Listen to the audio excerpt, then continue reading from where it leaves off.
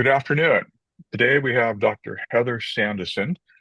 Dr. Sandison was born in Honolulu and grew up on the North Shore of Oahu. She was the valedictorian of the Kahuku High School graduating class of 2000. Since then, she has gone on to become a naturopathic physician, as well as recently a New York Times bestselling author. Uh, in her day-to-day life, Heather is the founder and medical director of Solcere Health Clinic, which is a San Diego-based brain optimization clinic, and Marama, which is the first residential memory care facility to have the goal of returning its residents to independent living. Her pioneering combination of clinical work, peer-reviewed research, and the development of educational platforms has transformed the lives of patients and caregivers and set new standards in the field of dementia care. Thanks, Dad. So in 2017, Arlene came to me as a patient. She came in with her husband, not because she necessarily wanted to, but because she was completely dependent on him. She wasn't able to dress herself. She could barely answer questions with yes or no. As I went through my questions that I go through as a doctor, she would hear the question. I could see that her brain was making sense of the question, but by the time she formulated an answer, the words were gone. The memory of the question was gone. And Arlene came to me soon after I had been trained by my mentor, Dr. Dale Bredesen. And at this time, I had no confidence that this would work. I had been told over and over again through my training that to suggest I could help an Alzheimer's patient was to suggest false hope. It was actually to do harm. And so I didn't have confidence. I didn't think that this would work, but I had heard from Dr. Bredesen that there were a few cases out there where when we applied a really unique paradigm, we saw miraculous results. Excuse me. So Arlene, excuse me, Arlene had a MoCA score of 2. The MoCA is the Montreal Cognitive Assessment, and it's on a scale of 30. Some of you may have seen this. It's a one-page worksheet where you identify zoo animals, identify where you are in time and space. I'm so sorry.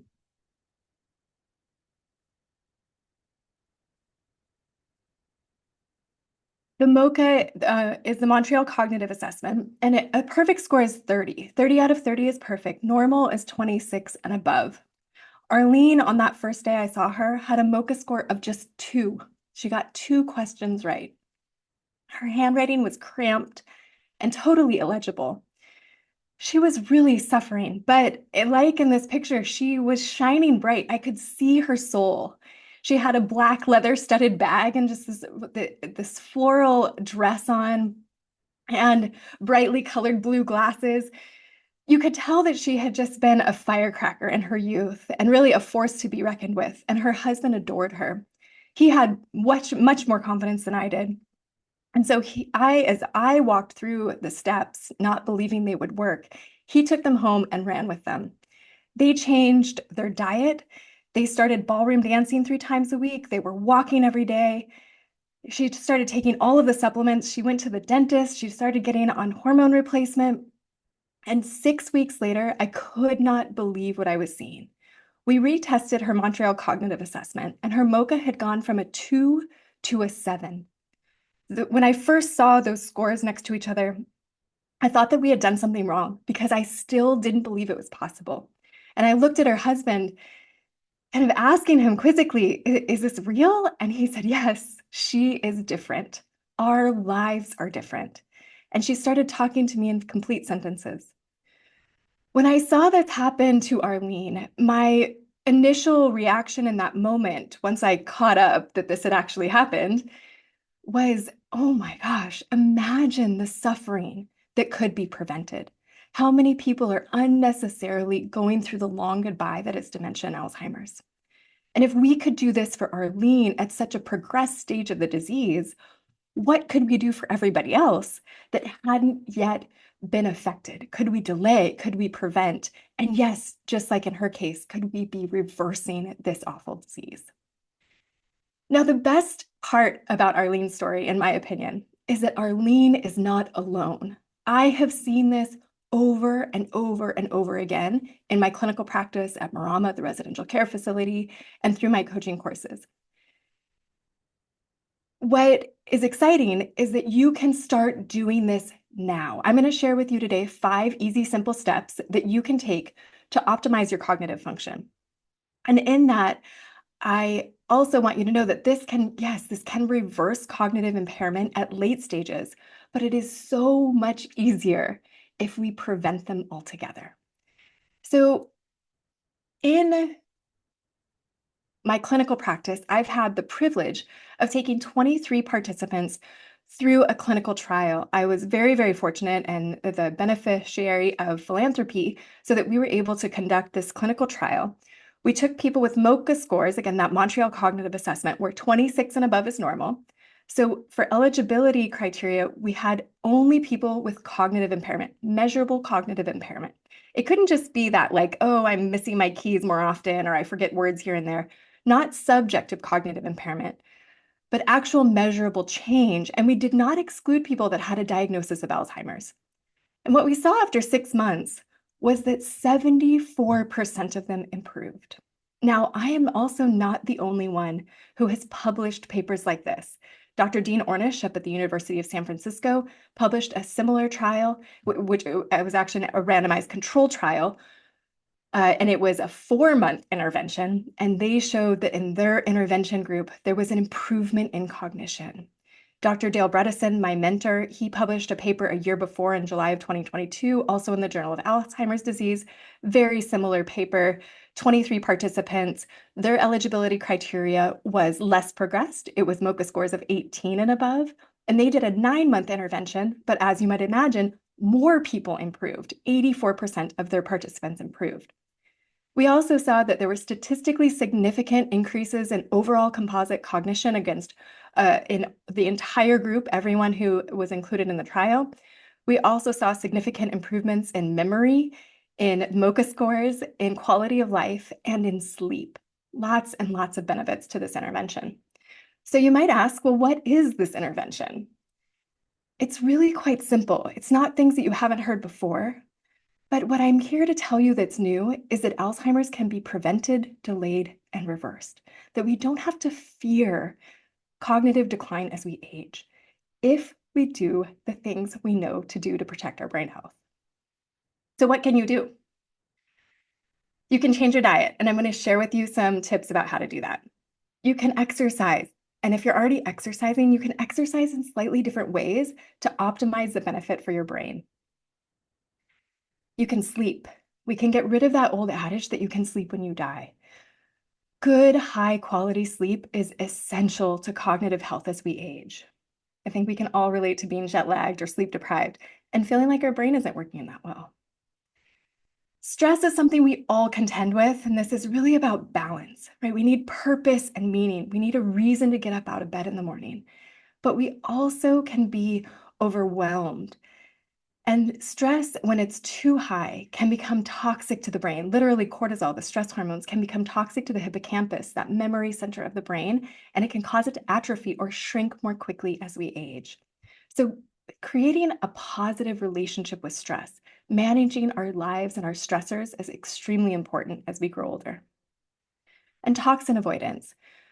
We know that toxins are a causal level factor when it comes to Alzheimer's and dementia. This might mean cigarette smoke or air pollution, but it can also mean mold and heavy metals and chemical toxins that can come from our food and our environment. So I hope that you feel convinced that Alzheimer's is reversible, like I am. And how do we know this? Why do I feel so confident?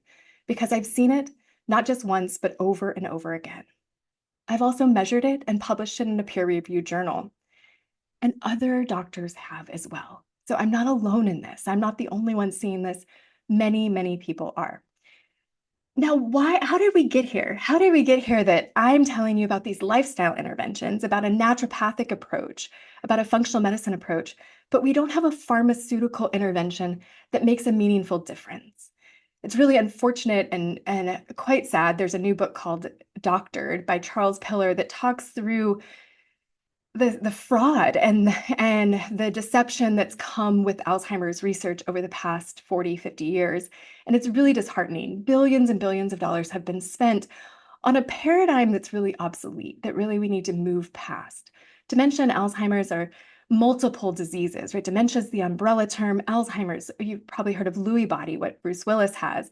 You might have heard of frontotemporal dementia or posterior cortical atrophy or late syndrome. These are all different types of dementia.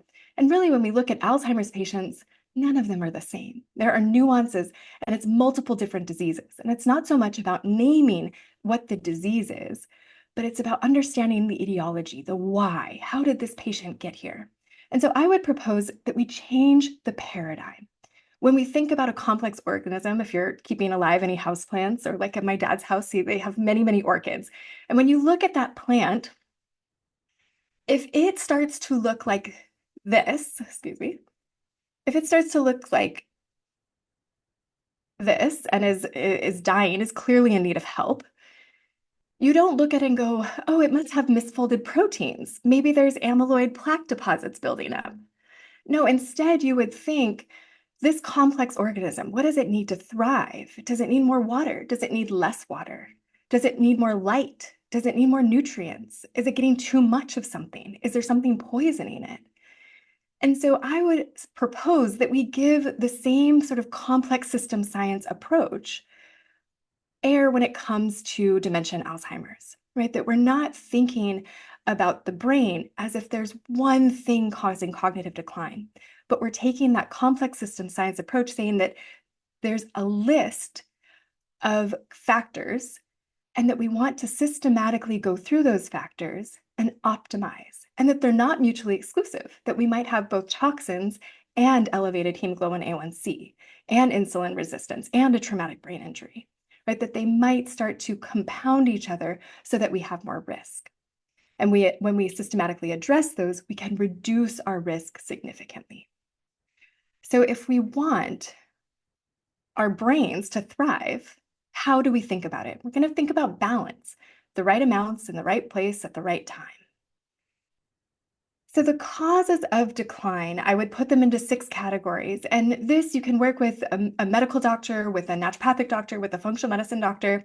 I highly recommend Curtis and Krishana Takimoto-Gentile and Lori Steelsmith, who are all in Honolulu. They do a great job working through these modifiable risk factors when it comes to cognitive impairment as we age. The first is nutrient imbalance.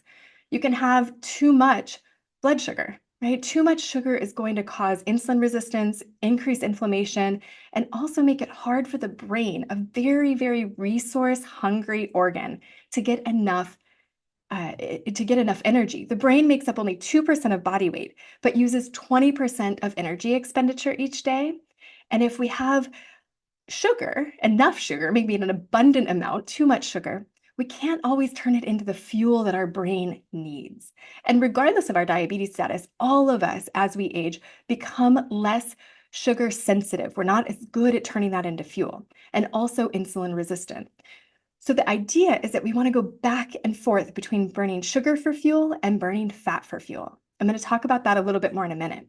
But when we think about nutrients, we want to think about macronutrients. We're all familiar with carbohydrates and proteins and fats, but we also want to talk about micronutrients. Do we have enough of the minerals like magnesium, enough of the vitamins, particularly methylated B vitamins? We know that homocysteine, this is something you can ask your doctor to measure, something called homocysteine. When that is elevated, it means that we have functionally low levels of methylated B vitamins. And when it's elevated, our brain shrinks more rapidly as we age. Now, your neighbor might need less methylated B12 than you. And so this is a precise and individualized approach to taking care of your brain. When it comes to toxins, again, I think of 3 flavors, if you will: metals, mycotoxins, which can come from water-damaged buildings, and also chemical toxins, things like Roundup, glyphosate, we know is very hard on the brain. There are mouse models that show that mice exposed to glyphosate or Roundup have a propensity towards dementia, and there's direct relationships between that. There are also other parabens and phthalates and microplastics that we know are associated with cognitive impairment, particularly when they build up. Again, these things, can start to compound each other. When we're not getting good sleep, the lymphatic system that rinses toxins out of the brain at night isn't there to help us. So we had to have toxins accumulate. And then, yes, amyloid plaque starts to build up in an effort to protect us. Infections are another piece. We know there's been recent news articles about the shingles vaccine helping to prevent dementia and Alzheimer's. It reduces your risk of dementia by 20%. And I recommend the Shingrix vaccine to my patients. I think that that's a thing to do, a good thing to do, certainly as you age, to prevent your dementia risk. Also treating herpes. So the herpes viruses generally, they live in our nervous system and increase neuroinflammation. So anything that we can do to reduce that inflammation is going to help prevent dementia and Alzheimer's. Additionally, COVID, many of you have had COVID. A lot of people can relate to feeling like they had brain fog, like they couldn't find words, like they couldn't come up with the sentences, or they didn't feel as sharp after they'd had COVID. That has to do more with blood flow, where the viruses stimulate neuroinflammation. COVID, we see, creates more propensity towards coagulation in the blood. So you end up with more clots, microclots. They might not be life-threatening, but it means that your brain isn't getting quite as much blood. There's more inflammatory markers and cytokines in your bloodstream that can affect blood flow to the brain. Another one is P. gingivalis, or the bacteria associated with gum disease, also increases neuroinflammation directly in the brain. So making sure our infectious burden generally stays low as we age is important. Stress, we talked about a bit. Again, this is that balance. This is not enough. This is having enough, but not having too much. We know that caregivers, people who care for someone with dementia, are anywhere from 2.5 to 6 times more likely to be diagnosed with dementia later in their lives. So we want to, whenever I have a dyad, is what we call them, a patient plus a care partner, I think of the care partner as my patient too, right? We're not saying, okay, because mom has dementia, she's going to do the diet. She's going to get on the supplements. She's going to do the ballroom dancing. No, we say, okay, let's get both mom and daughter on that plan, because daughter probably has some increased genetic risk, but as a caregiver, she needs to take care of her brain too, because she has that added risk. So we want families really rallying around this together. Also, when we're doing it together, whether it's changing our diet or getting more exercise or whatever it is that we're engaged in, when we do it together as a family, we're more likely to stick with it. We have those people around us who are, making sure there aren't cake and cookies on the countertop if we're all on the same diet together. Or they're saying, hey, let's get out and play pickleball, or let's get out and go for that walk. And we have that community support within our families. Structure is another piece. Now, structure, again, like nutrients, we think macro and micro. So microstructure is going to be those genetics, right? The molecular structure. ApoE, stick with me here. You're all bright, so you can even write this down. So ApoE, apolipoprotein B, B as in boy, ApoE, apolipoprotein B is related to cholesterol. I misspoke. ApoE is an elephant, is what we're talking about here. ApoE is a single nucleotide polymorphism. This is in your genetics. It's just one small change. And you get one from mom and one from dad. So you get one copy from mom and one copy from dad. And if you are ApoE, if you don't know your ApoE status, so say we don't know, and the whole population has a 13% risk of developing Alzheimer's in their lifetime, right? If you have one copy of ApoE4 from mom or dad, if you have a 2 or 3, no increased risk. If you have one copy of ApoE4, your risk goes up from 13% to 30%. If you have 2 copies of ApoE4, so if you're 4-4, one from mom and one from dad, your risk goes up to well over 50%. And this means, so back 10, 15 years ago, when somebody would say, hey, I don't want to get that tested because I don't know what I would do about it. It's just going to keep me up at night, and it's going to make me more stressed and increase my risk of Alzheimer's. And I was like, okay, fair enough. But now we know so many things that we can do to reduce the risk that I think people should be tested as soon as they decide, like when they're 18, 19. If I know that my child has genetic risk for dementia, I don't want them working shifts. I don't want them to go to nursing school or medical school. I want to make sure they don't play football, right? That they're not hitting their head, that they're not increasing their risk, because their risk is much, much higher than the neighbor who does not have ApoE4 genetics. It's a molecular structure plays a big role in this, but it's not guaranteed, right? This is not your fate. Knowing that you have that ApoE4 risk means that you can get started preventing sooner. We have lots of patients we did not exclude ApoE4 participants in our study. No one has. In fact, this works very, very well for people who have 1 or 2 copies of ApoE4. Other structure, macro structure. This is our airway at night. I'm going to share a story about obstructive sleep apnea. I think that if I did nothing else but tell everyone to get a sleep study for the rest of my career, we would reduce suffering for sure. We would reduce dementia rates, and I think we would improve mood and heart cardiovascular risk and many, many other things. If you have one takeaway from today, if you snore, if there's any risk of, and even if you don't snore, even if you're not, I think we think of the person with obstructive sleep apnea as being overweight and male and snoring and gasping for breath at night. And over again, I've seen thin women come back with severe obstructive sleep apnea. So if you take nothing away, if you or someone you know or love has any cognitive impairment, I highly recommend that they get a sleep study. It is a chore, and I am stressing that you prioritize it so that you can reduce your stress levels and get that extra sleep. So airway, why is this under structure? This is because our airway has to stay open so that we can get enough air into our lungs and enough oxygen to our brain. Now, other structure, it's plumbing, right? Can we get blood up to our brain? Are the carotid arteries plugged? That will prevent blood from getting to the brain, and it will also increase our risk of clotting. Can we get blood out of the brain? Are the veins open? What we want is to be able to get again, it's a resource hungry organ. We need to be getting enough blood flow, enough oxygen so that the brain has the resources it needs to function optimally. Also, with structure, macro structure, getting hit over the head with a baseball bat. I mentioned football, going to Kahuku. I knew lots and lots of football players who were getting traumatic brain injuries in high school. This puts them at high risk for CTE, a type of encephalitis that's associated with dementia.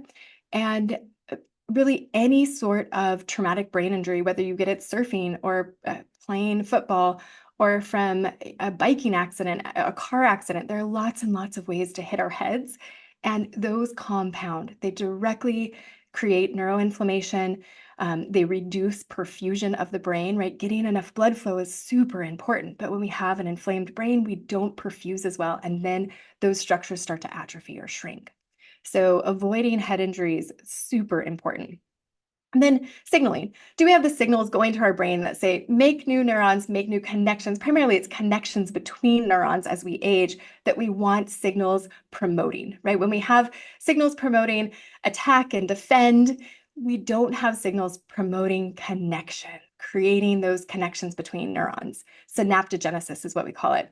And so we want to make sure we have enough of our sex hormones. We have enough, but not too much of our stress hormones. We have enough vitamin D and thyroid hormone, but also BDNF, brain-derived neurotrophic factor. The best way to get that is through exercise. So are you protecting your brain health? As we go through a couple of examples, I would invite you to give yourself a score of 1 to 10. So out of 10, 10 being like you are nailing it. You feel like your diet is really protecting your brain health. So give yourself a little score.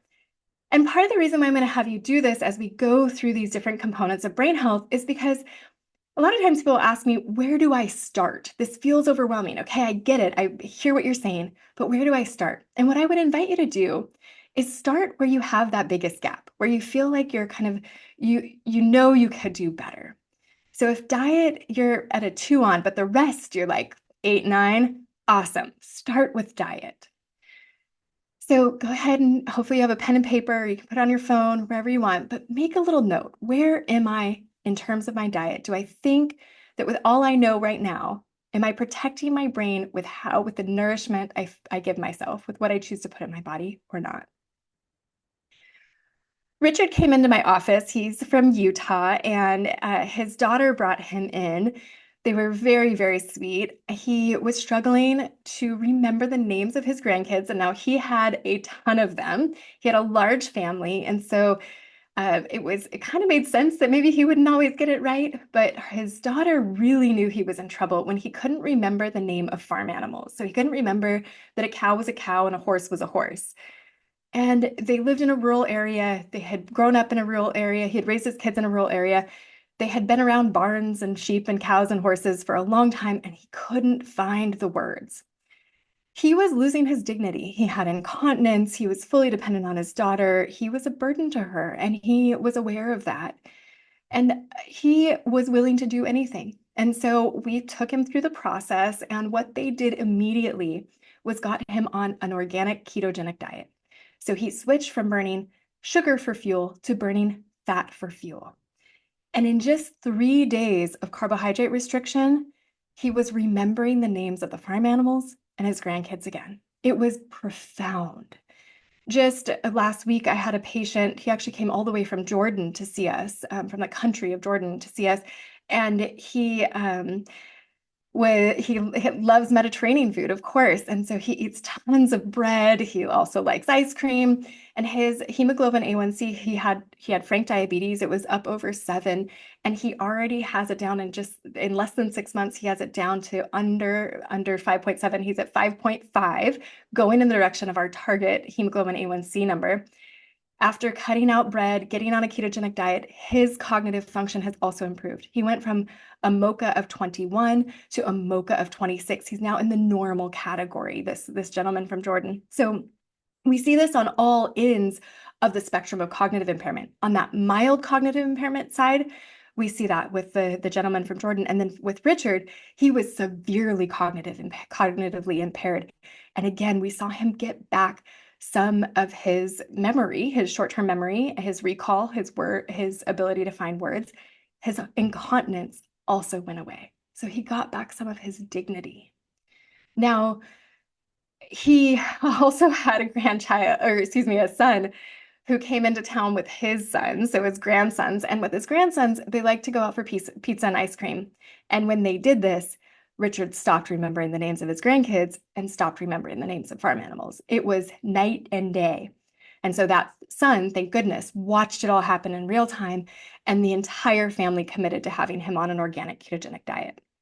So getting into ketosis requires at least 3 days, about 72 hours of pretty significant carbohydrate restriction. And hopefully, I've been here before and I've mentioned this, so maybe this isn't the first time you're hearing of it, or if you've been in the world, basically you're finding out about the ketogenic diet at some level. And some people are really afraid of it, that it sounds kind of scary or it sounds really hard. And so what I would offer is, because you are not suffering with severe impairment, you are in the luxurious stage of prevention and optimization. And so let's take advantage of that and understand what's going on with your blood glucose. And the best way to do that, in my opinion, is with a continuous glucose monitor. And Stelo, S-T-E-L-O, Stelo.com is where we refer our patients. This is available without a prescription now. It just hooks up to your phone. You put it, she has it kind of on the side of her arm. We usually put it on the back and the tricep, and continuously at night, in the morning, after a meal, after exercise, you can see what your blood sugar is doing.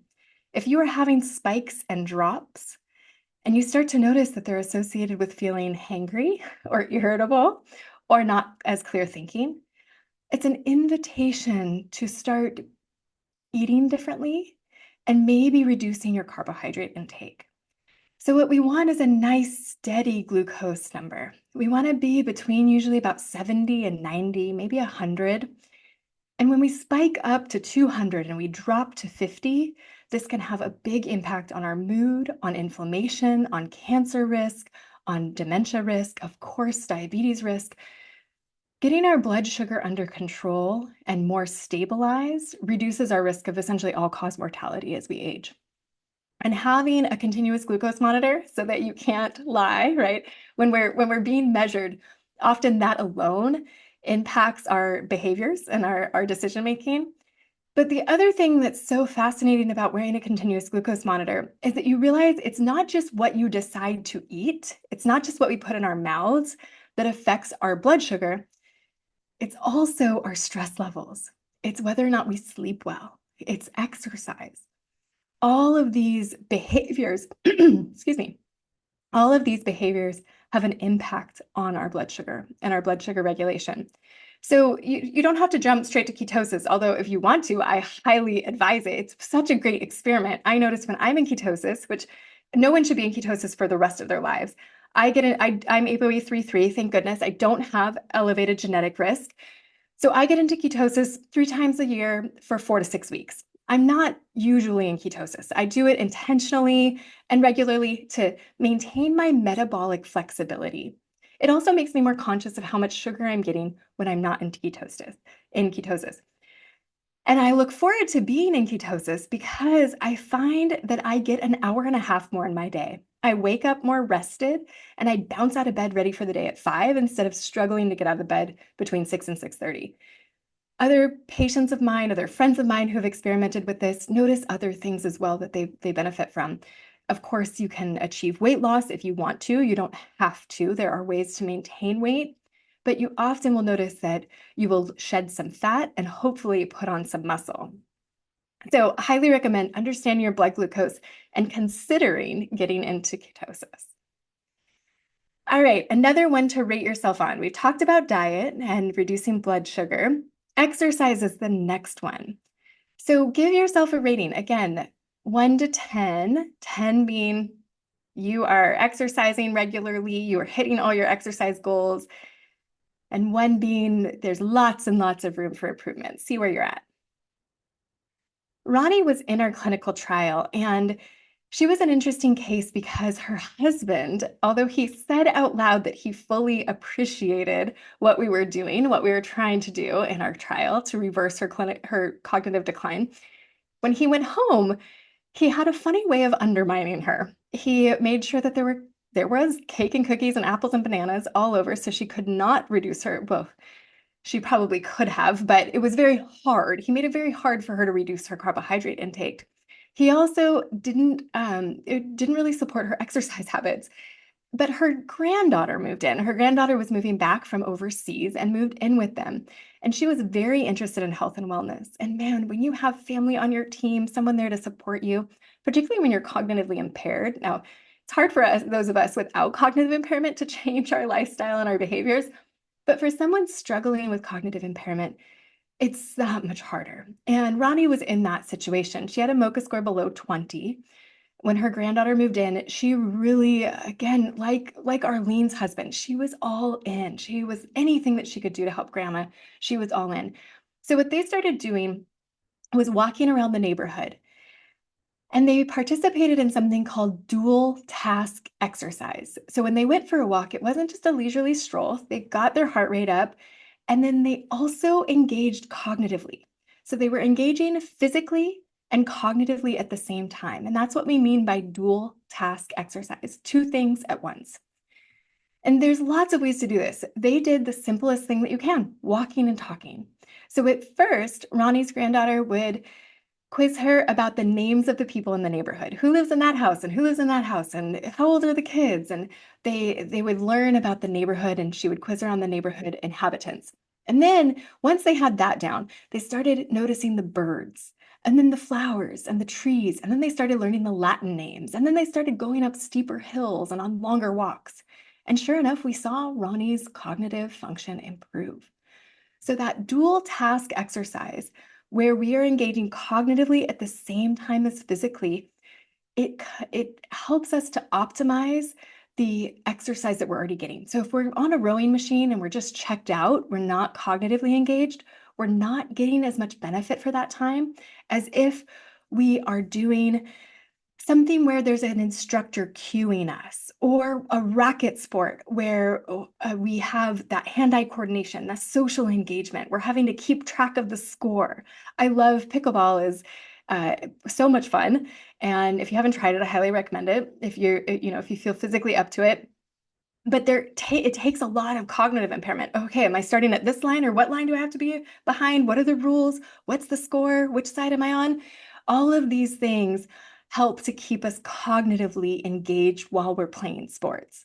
ballroom dancing, hula dancing. There are so many ways to do this that I think are really, really fun. And having fun is rule number one, because if we don't have fun, we're not going to make it a practice, right? You might do it for a few weeks after hearing this talk, you're inspired. But what is the thing that's going to make you shift your identity? I am a dancer. I am a pickleball player. I go to Pilates every week. Pilates is another one that I absolutely love. You have an instructor cueing you. Some of the movements are quite challenging. And as this instructor cues you to tuck your hips and extend your right leg or your left arm, you have to keep up with that cognitively. So anything that's cued, whether it's yoga or Pilates or Zumba or whatever it is, if there's an instructor telling you what to do, that's helpful. That's cognitive engagement. Racket sports, where you get the hand-eye coordination, dance, where you have to remember steps, you're also socially engaged, kinesthetic awareness of where you are in space, you're getting that musical input into the brain.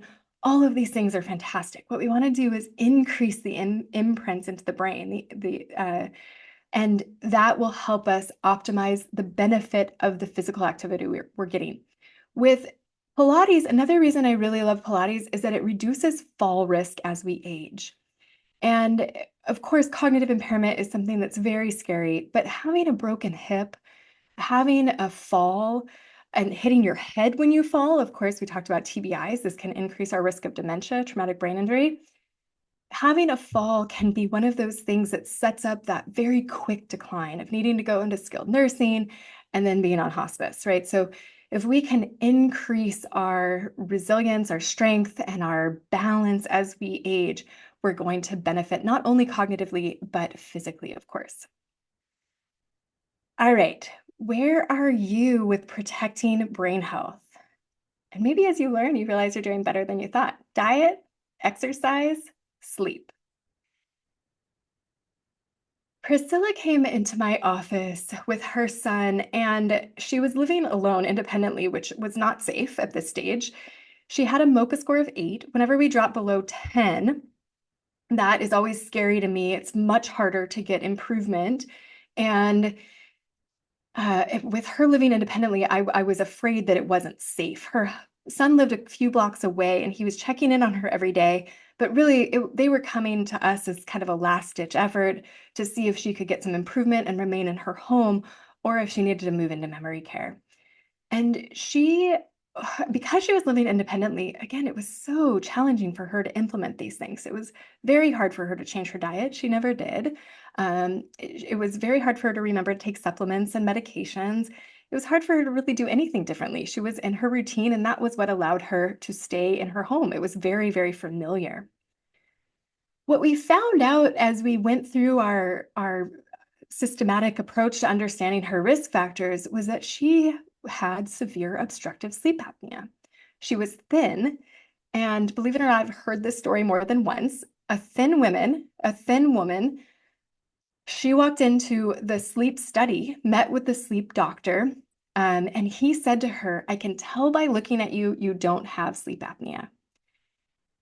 48 hours later, we had a report that said severe obstructive sleep apnea.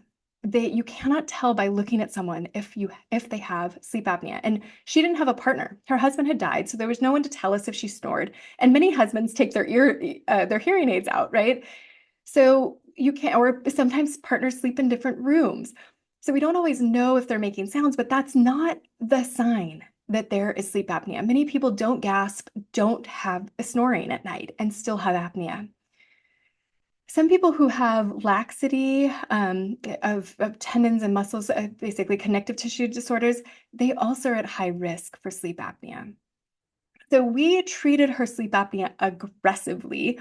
Her son would go over every night, and he would make sure that she had her CPAP on. He got her all set up.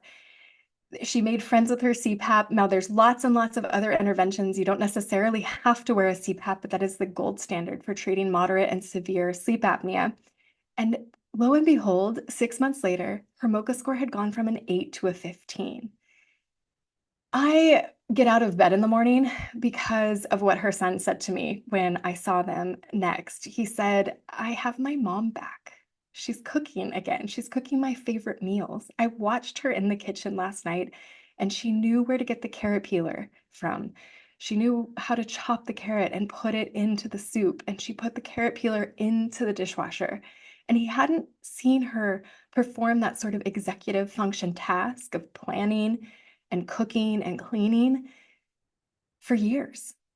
And this was all because of sleep apnea.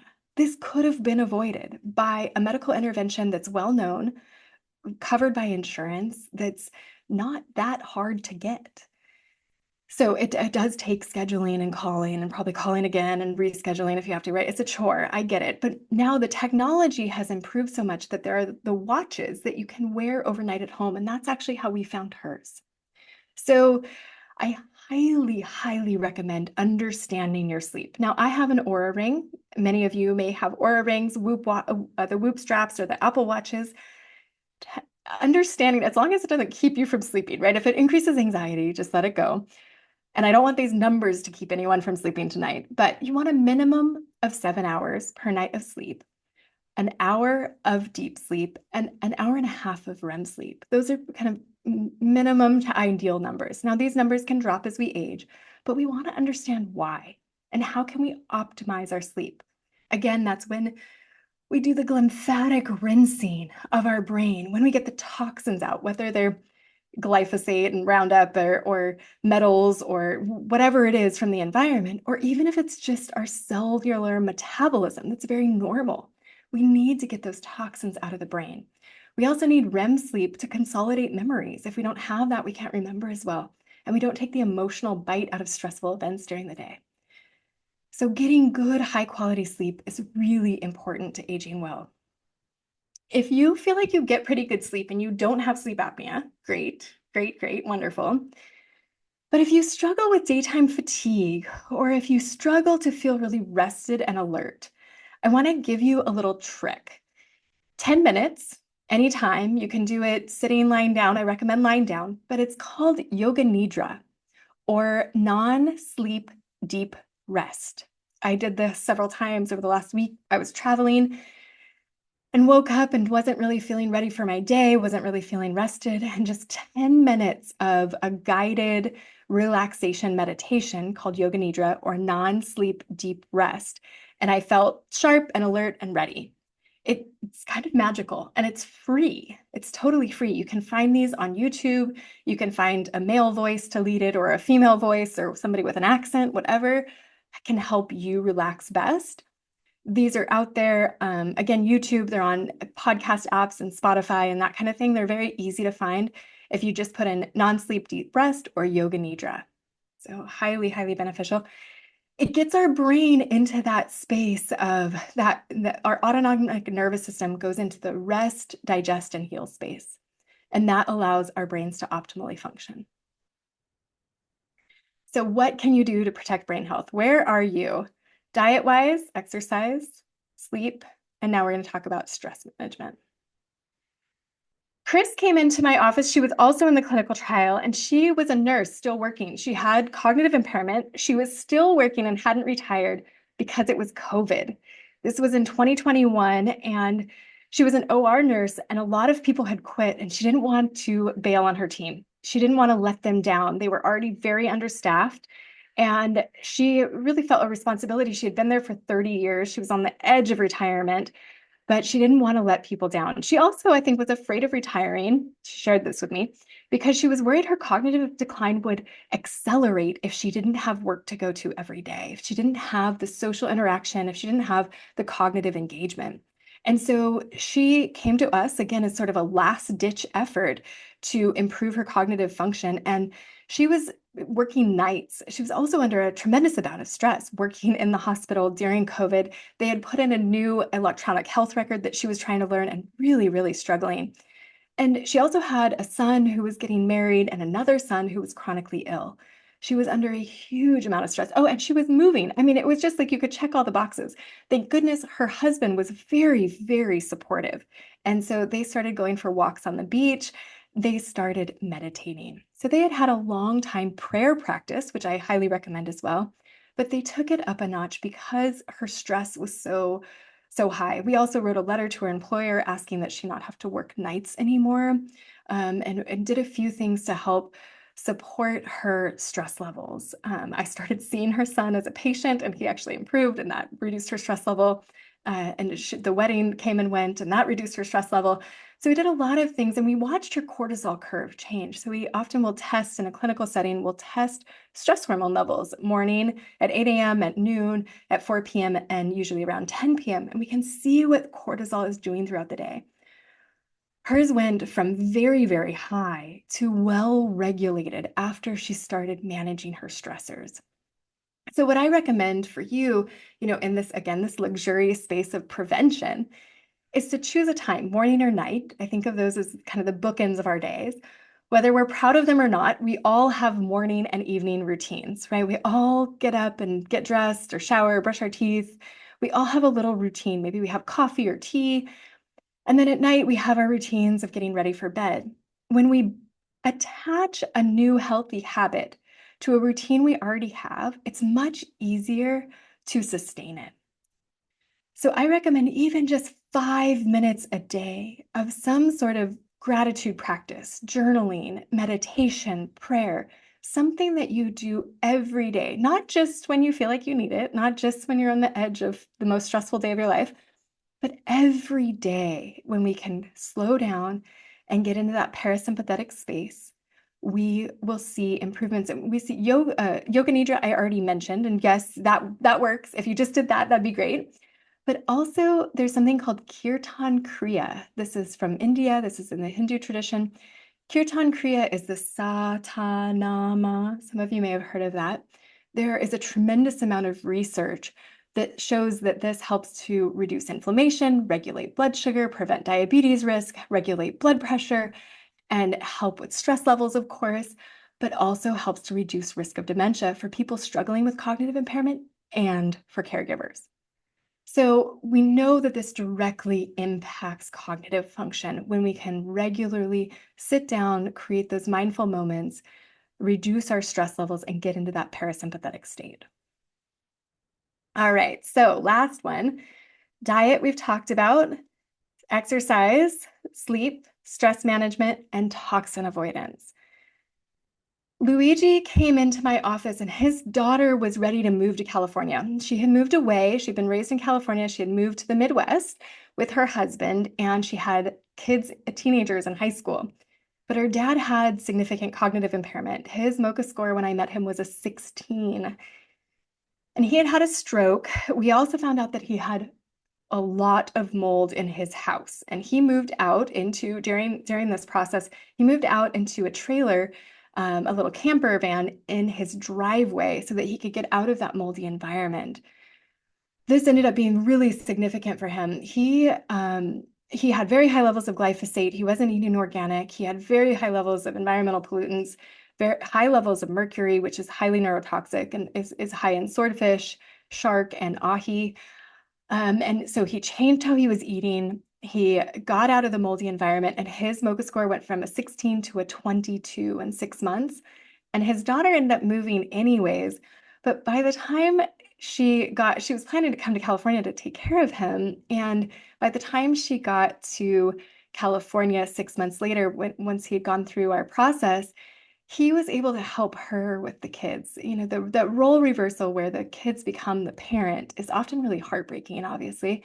And he was able to be grandpa. He was able to take the kids to and from school and sports, and he had worked as a handyman. And his daughter told me a sweet story about how Luigi was teaching his grandson to fix a screen and replace light bulbs. Like, he was passing on the wisdom and experience that he had accumulated over the course of his career to the next generation. And that's what we want. That's what we want as we age, is the opportunity to do that. So when it comes to toxins, what can you do? Well, one, have a bowel movement every day. If you're not, go see doctors Takimoto Gentile or Dr. Steele Smith or somebody, because that is crucially important. That is how we get rid of toxins from the environment and metabolic toxins. Every single day you should have a bowel movement. 2, sweating. So sweating, using our skin is our largest detox organ. There are papers that came out of the World Trade Center, then 9/11, when that happened, the first responders were exposed to a lot of toxins. And we found that 80% of circulating toxins, so what is in the bloodstream, can be out in your sweat in just 10 minutes of sweating. You can reduce your total toxic burden significantly by sweating regularly. So whether you do that with exercise or you do that through a sauna, this can be a really fantastic way to eliminate the toxic burden. But also we see from Scandinavian trials, of course, it reduces dementia risk, but also depression, risk of heart disease. And if you can do it with someone, you get that social interaction, which is fantastic. We have 5 organs of elimination. We have our bowels, so having a bowel movement. We have our kidneys, so drinking good, clean, filtered water. Sweating, our skin. Then we have our lymphatics and our skin and lymph come together. We have our lungs, so every time we exhale, we get rid of toxins. And then we have our liver. So I just actually had an artichoke for lunch today. Artichoke, beets, there are lots of leafy greens, cruciferous vegetables like our broccoli, cauliflower, cabbages. These all help to make sure our liver has enough of the nutrients that are necessary to keep those toxins moving through us. We cannot avoid them entirely, but we can keep them moving. We can get them out so that they're not accumulating in our brain or elsewhere. So there's a lot on this slide. Feel free to take a picture of it if you like, but I'll just quickly, the point of this is to show you that in the Journal of Neurology and Neurosurgery and Psychiatry, in the British Medical Journal, just a few weeks ago, they published a paper that lists the modifiable risk factors for not only dementia, but for stroke and late life depression. And you'll find that everything on this list fits into one of our categories in terms of causes of cognitive impairment. Alcohol is a toxin. Blood pressure is a structural issue, right? We're increasing our risk that we're going to have a stroke. Body mass index has to do with diet and exercise. Fasting plasma glucose and diet have to do, again, diet and exercise. We talked about how important glucose is to reducing our risk as we age. Total cholesterol has to do with diet and exercise. Leisure time and cognitive activity. This is so important. Social engagement, having fun. My goal, my whole purpose in my work is to make aging something we look forward to, not something that we dread. And part of that is choosing to do things you enjoy, engaging with people that you love. And I think that we have to switch from thinking it's an indulgence to thinking that it's crucial for enjoying our lives as we age. It's crucial for our health, our brain health, and our body health. Depression is something that we know puts people at risk of for cognitive decline. Hearing loss, get your ears checked, keep your hearing aids charged, wear them. And cochlear implants have come a long, long way since they were originally developed. So I highly recommend looking into that. Kidney function, that detox, pain increases stress, physical activities, that exercise, purpose in life is that balance of the stressors. Sleep, we talked about. Smoking is a toxin. Social engagement helps to manage our stress, and then you have stress itself. So I'm not the only one saying this. We're hearing this over and over again from journal after journal. When we put these things together, it's multifactorial. And when we reduce our risk, the Lancet, also out of the UK, claims that 40%, although I think the number is much higher, 40% of worldwide dementias can be prevented. And we can start today with things we know. We don't have to wait for the next miracle drug. We don't have to wait for the next scientific paper or scientific study. We know what we need to do now to prevent, delay, and yes, even reverse this disease. If you would like to learn more, this is my book, Reversing Alzheimer's. It is available wherever books are sold. You can also go to drheathersandison.com. And we have lots of opportunities to get more support if that is appealing to you. But before we go to questions, I'd like you to just take a moment. I invite you to take a moment to think through what you can do to protect your brain health.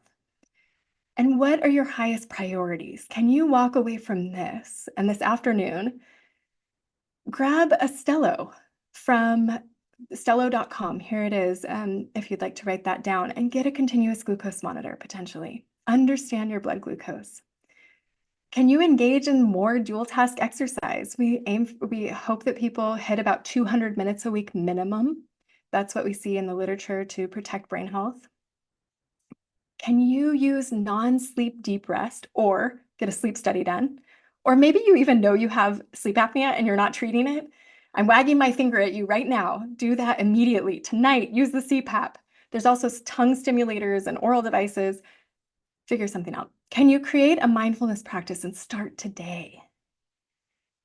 And can you start sweating? Do you have access to a sauna? Or can you get exercise in a new way so that you're sweating more and more regularly?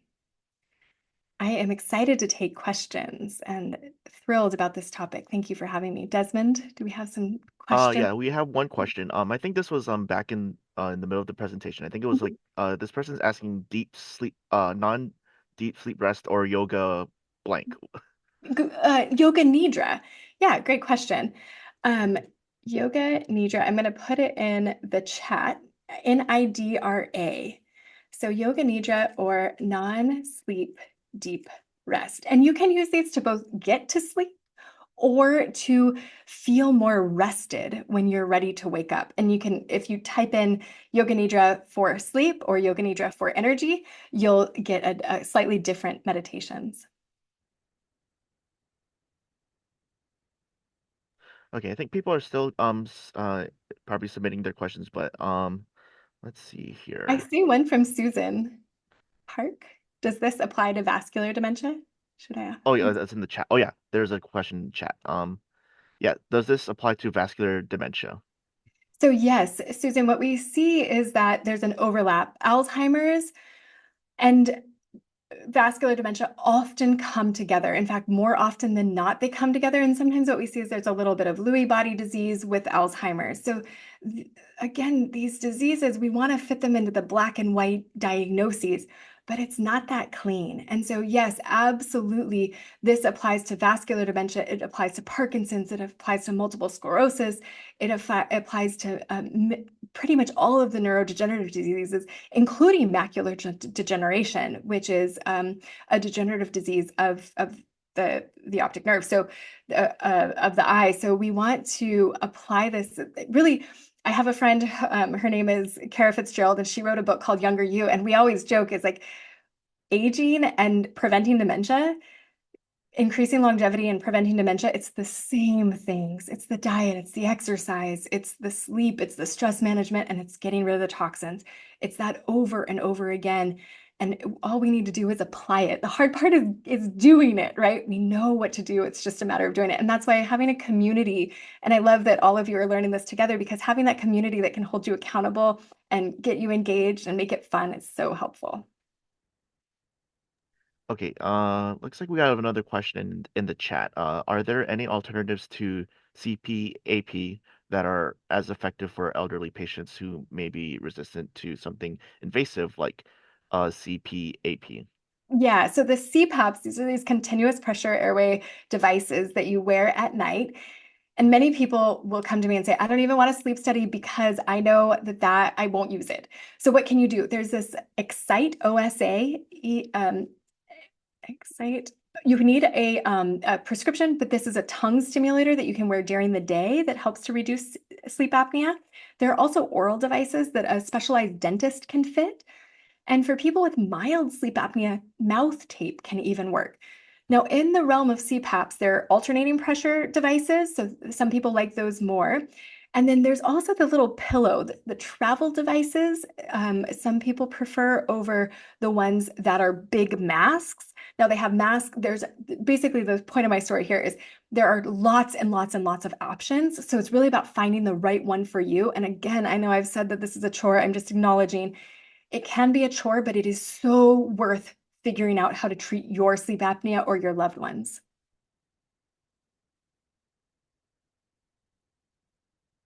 Okay, next question. If we test APOE4, who should we work with to help understand the results and come up with recommendations? Great question. APCP. Yeah, so I'm going to put the names.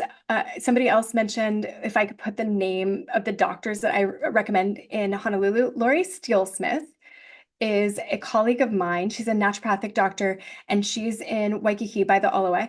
And then doctors Takimoto Gentile. It's a father-daughter team, and they are functional medicine providers. And I think they're over off of university, but all of them will know how to help.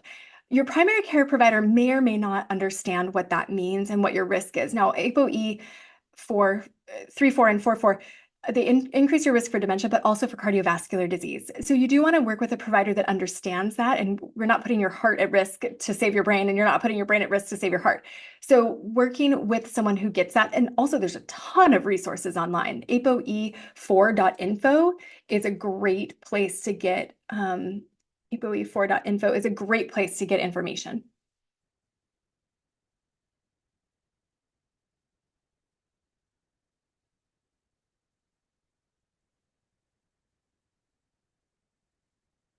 Okay, Yes. we have another question. What is your contact information? So the best place to find out more about me is drheathersandison.com.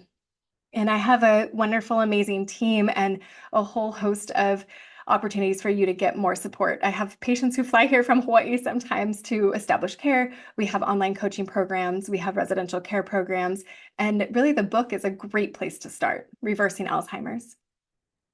Okay, we'll take a couple more questions, because it is 1 o'clock, but I would try to get through as much as we can. Are caregivers more likely to become cognitively impaired because of stress? The short answer to that is yes. And I think it's also more nuanced. Caregivers often will put themselves first, and that means they're not taking care of their own social engagement. They're not sleeping, they aren't exercising, they're not eating well because they are they're supporting this person that they love. And especially if they're still working, they're juggling work and caregiving. Caregiving is not a one-person job. It is a more than full-time job, particularly as someone goes through the progression of dementia and Alzheimer's. And so the stress, absolutely. What we see is that the highest risk caregivers are the husbands of a wife with dementia. And I think that there's the grief, right? It's the small grief of, okay, honey, let's get in the car. And she doesn't know how to put her shoes on, or she puts her socks on over her shoes. And it's that small grief of, this is no longer my partner, this is my dependent. And that happens over and over again throughout the day. And I think that that grief is very, very hard, obviously, very hard on people. And that is part of what contributes. There are so many contributors, right? Like anything. And that's why I think it's so important for caregivers. The one piece of advice I give to caregivers is make sure you have 8 hours per week, continuous 8 hours, like one day, one work day for yourself, where you are getting your exercise, you are engaging in your hobbies, you are you outside of caregiving. You don't go watch grandkids, you take care of you. And that helps with depression after the caregiving role is gone, but it also makes you a better caregiver right now, and it makes the job more sustainable. Okay, we'll take these last two questions in the Q&A. I think I'm not too sure if this is a question, but using the CPAP is more comfortable if you loosen the straps, as long as when you are lying down to get a good seal rating, even if air escapes. I love it. Somebody out there is using their CPAP and they figured it out. Yay. Well done. Okay, and then I get this will be the final question. Uh, can this program help with epilepsy?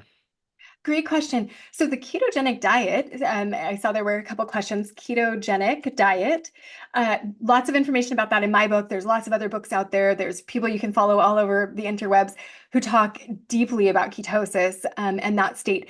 And it actually comes out, ketosis was originally used for children with epilepsy. And you want to work, of course, work with a neurologist and work with a provider. But the short answer is yes, ketosis is used to treat epilepsy. Okay, that wraps up the questions. And then there's another person that said, will this presentation be made available for yeah, so this presentation is being recorded, and then you'll be able to watch it on our Coffee Hour archives. I'll post the link in the chat right now so that everyone can have access to it, and then it'll be available sometime early next week, hopefully. All right. With that being said, thank you, Dr. Heather Sandison. Ian, do you have any closing remarks? Just thank you very much. I really appreciate your time and effort, and we'll have another coffee hour next month. Thank Okay. you. It's been a privilege to be here. Aloha. All right. Thank you, everyone, for attending. We'll see you next time.